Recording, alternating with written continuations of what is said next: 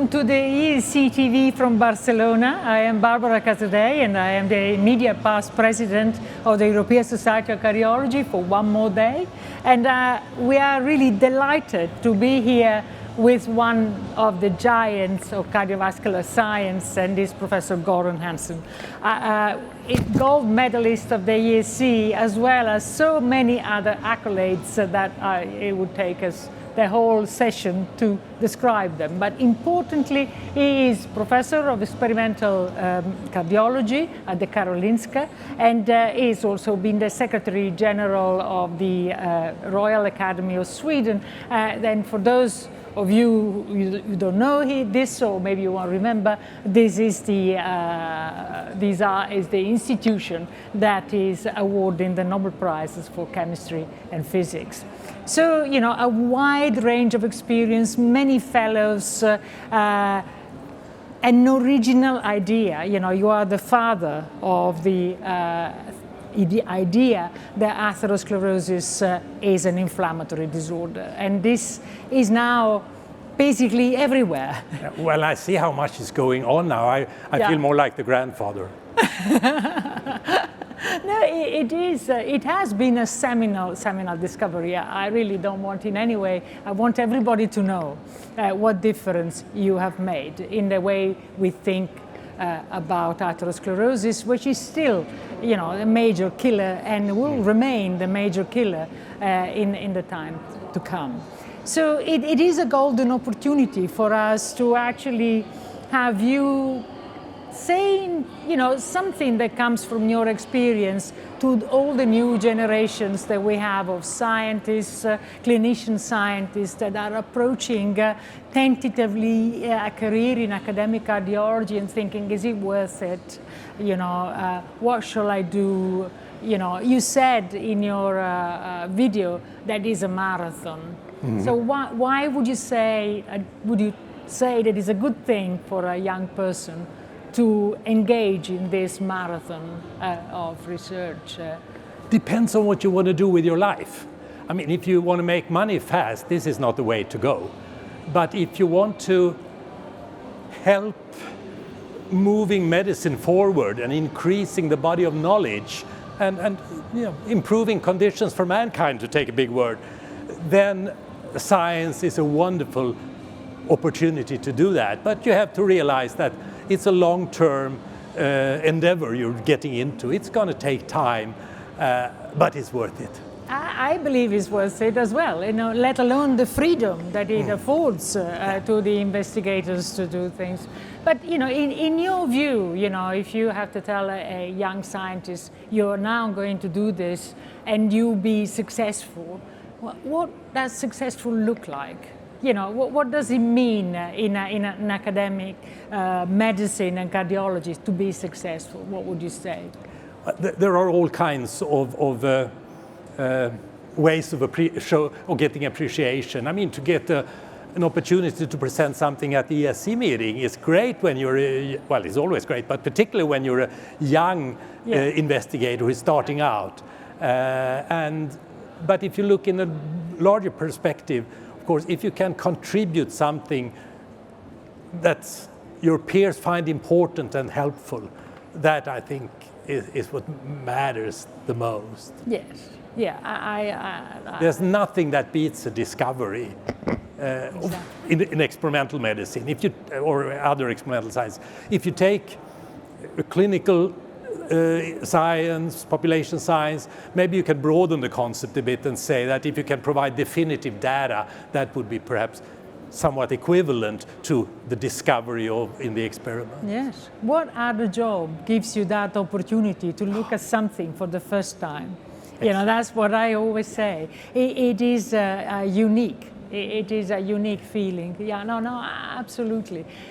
But, you know, we're always trying to discover new things, be original, and yet the funding agencies are incredibly conservative, right? Risk averse. They would rather fund the Me Too than funding something that is completely new. And yet, from your experience from the Nobel Prize Committee, it is that leap, that originality that really gets you the prize. Is that correct? Yeah, I mean, the Nobel Prize goes for a major discovery that changed our understanding of the world. Yeah. So it never goes for lifetime achievement or you know, anything like that. And of course, if you hope to make a major discovery, you won't be doing that all the time, but also smaller steps forward can be very helpful for medicine and for science. When it comes to the funding agencies, I think we have two kinds here. One is the peer-reviewed agencies, the research councils and similar. And our peers are conservative. Why?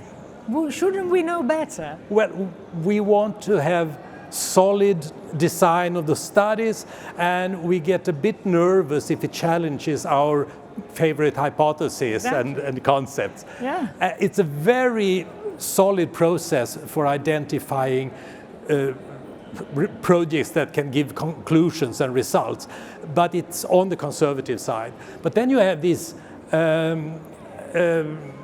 large-scale projects with lots of money to a single individual or single project that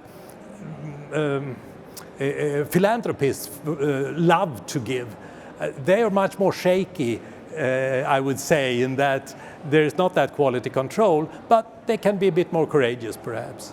Yeah. And you need not only to fund the great idea, but also to give people a chance to work on a problem for a reasonable amount of time. And you need strong methods, you know, and that is also very important. So if you have a young individual of great potential with a curriculum vitae that really shows this potential, and a great mentor with a history of rigorous science, does the project matter? Because we know that you start the project, you say what you would do, and then invariably the project changes. Yeah, because you discover something, and there is a bit of science fiction. Yeah, in writing a grant application, you don't know what's going to happen to the end. You have a point there. You have a point, all right. We have the same background, so we've seen this happening. But I think I would want to see a project plan that's reasonable. It also shows that the individual can think in terms of testing hypotheses and drawing conclusions. Right. But and the area should be important. Yes. The general area should be important. Maybe the particular analysis machine or molecule will differ during the course of the research program, but the area should be an important one and hopefully solvable one. Yeah, becoming, if I may, a bit more personal. So in your career, in your life up to this point, if you went back, would you do something differently? Is there something that you could tell people out there, I've done this, but no, don't go there, that was a waste of time, or I wouldn't have done that, or something like that? Yeah, I think I listen to authorities a bit too much at the period in time.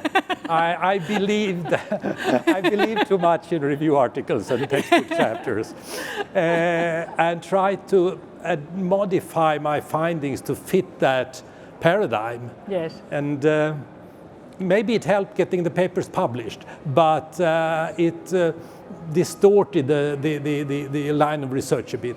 So I would be a bit more brave now, perhaps. Then I would, not that things didn't work out that for me, but I would emphasize to young people, to find a good lab, a good environment, go where you can really get advice, where you can really learn new things and get the intellectual stimulation, not least. It's not only a matter of going somewhere to learn a technique, but the intellectual environment of a good academic institution is so important and so stimulating. What is it more important then, education or inspiration? Yeah, this is my argument with the ESC, right? I say, okay, education, we can provide education. We need to aim to provide inspiration as well.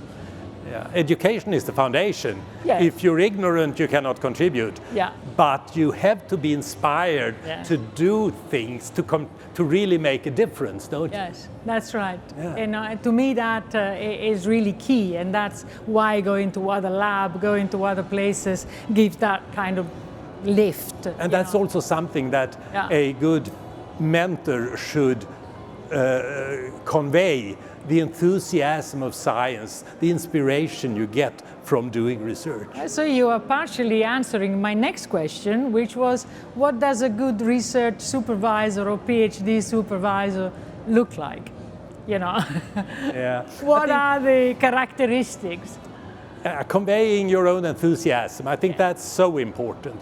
Then you also have to teach the craft of science. Yes. I mean, from writing the grant to pipetting or whatever you do, statistics and so on, or helping them learn that. Then it's also important to have a feeling for the personal capacities and personality profile of the mentee. Yes. Who is good at what? Most of those who come are brilliant young people, but they have different personalities and could go in different directions. Yes, I like this very much because I think it's true, and to try to put everybody in a certain box, and you know, it is. So, you know, if we move on a little bit more into science, you know, you have made this fundamental discovery that the position of LDL cholesterol is, you know, stimulating inflammation and all of that. You know, now we have an armamentarium of drugs to lower the cholesterol almost down to zero, right? Would that be, do you think, the best treatment of inflammation, or do we still need to,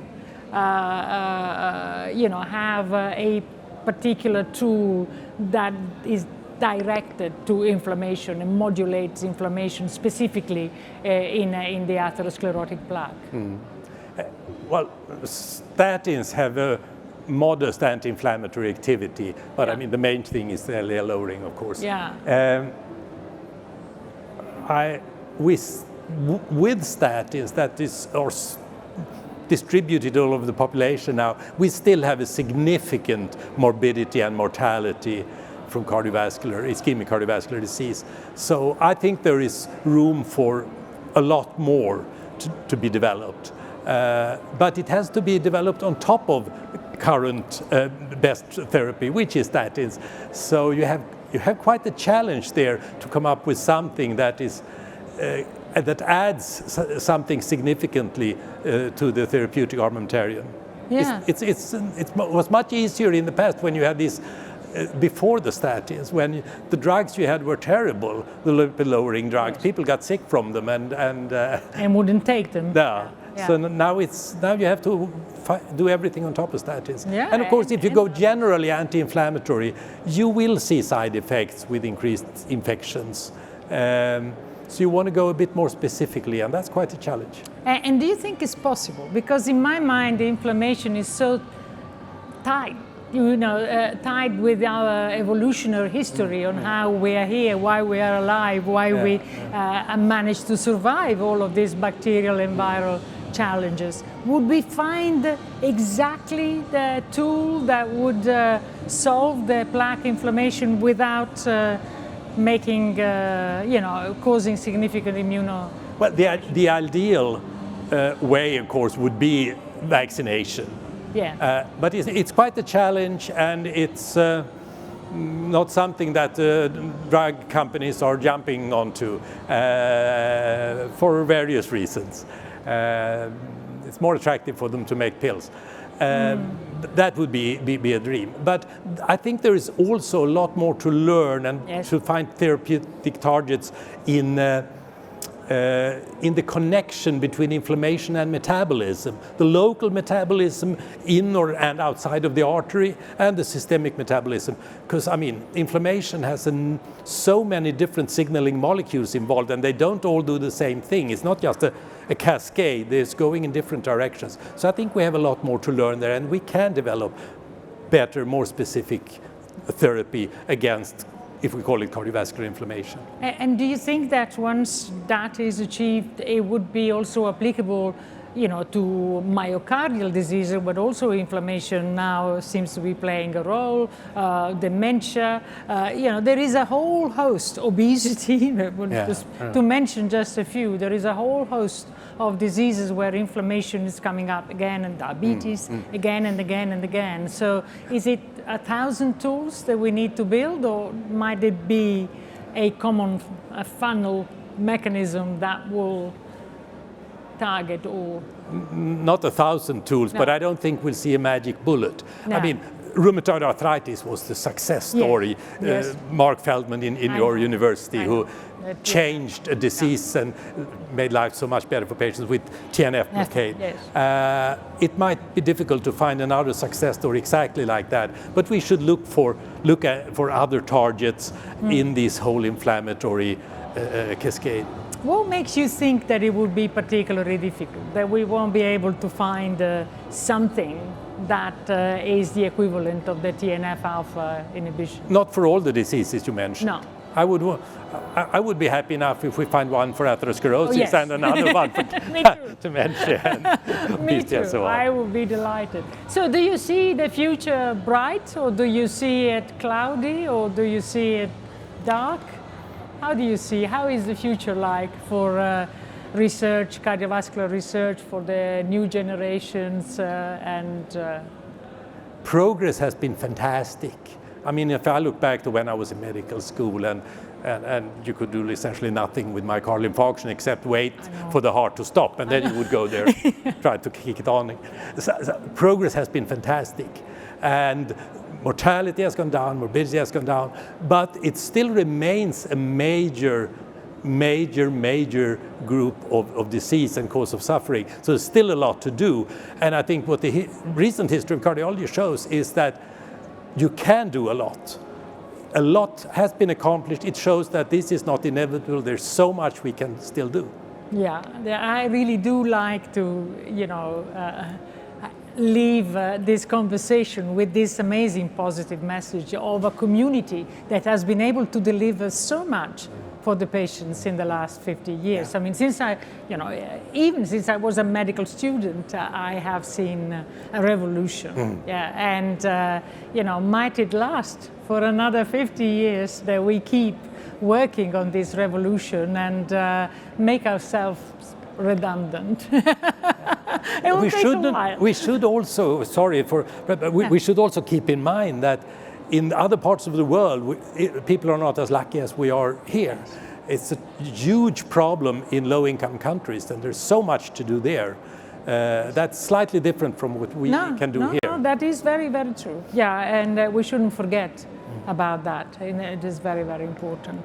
So, well, thank you very much for sharing your experience and your insights with us. It's very appreciated by me, but I'm sure by a number of young people out there thinking, shall I jump or shall I not into a research project and leave my training for a while, maybe, or scientists do a PhD and do something like that. Depends on if you want to have fun or not. Yes, exactly. That's a great, exactly, it's a great message. So, everybody go and have fun, do a PhD and engage in research. And thank you very much, Thank Professor you, Barbara. Hansson, Thank you for a wonderful conversation. For your time and your insights, and congratulations for your gold medal.